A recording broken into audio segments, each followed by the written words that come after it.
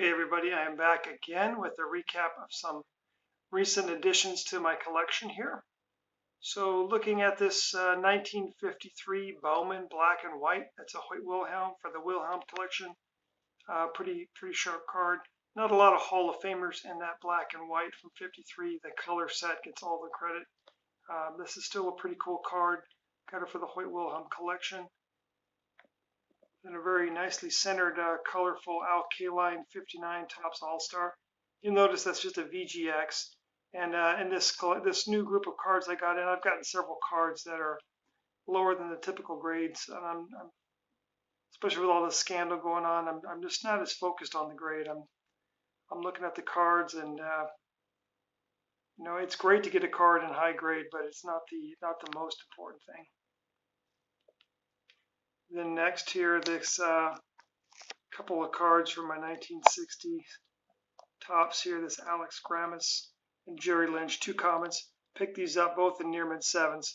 I have a threshold. If I can get these for around $7 a pop, I'll bid on them, and if I win them, I win. If I don't, I don't. It's no big deal. So I want a couple of those.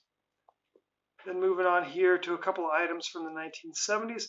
I don't have a big Carl Yastrzemski collection. Maybe I'll pick up a few more of his things here. It was a very affordable 6 here.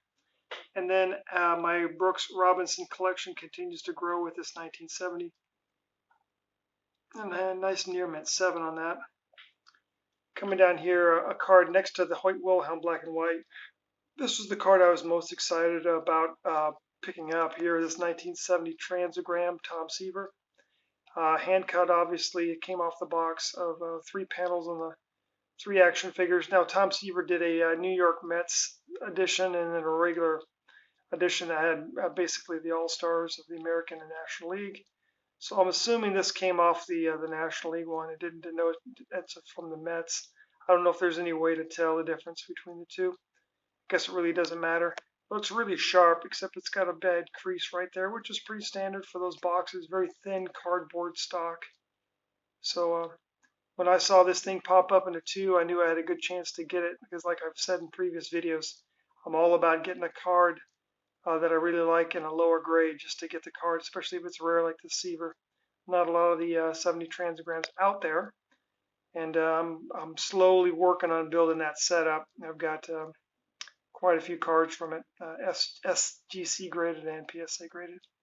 So on to 72 Brooks Robinson. Again, this card goes for a little bit more money and higher grade, and so I just picked it up just to have the card in hand. I'm content with the Excellent 5.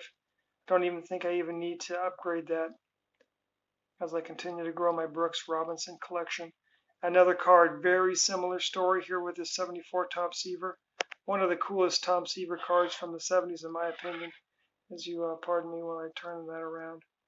Just a really cool action shot of him pitching. This one's got, not bad centering, but it's, it's clearly a VGX. This card's been shown some love in somebody's collection through the past couple of years, but that's fine. I'm totally content with getting that in a 4. I think I paid $4 for that, and $4 for the Don Sutton here to the left. Bundled them from the same seller, and I guess especially with what's going on in the industry with the topic of conserved or trimmed or doctored cards, whatever you want to call it, but you definitely know no one was tampering with that Seaver 4 or that Don Sutton 7. Yep. And then on here, the last card I want to show, just highlight this Joe Morgan. I didn't have a Joe Morgan autograph, so I'd been looking to get one, and was able to get this one for a good price from 1993 front row. So pick that Morgan up. Overall, a nice little group of cards to add to my player collections and just my general collection overall. Once again, everyone, I appreciate your posts and comments, and I'll talk to you again later.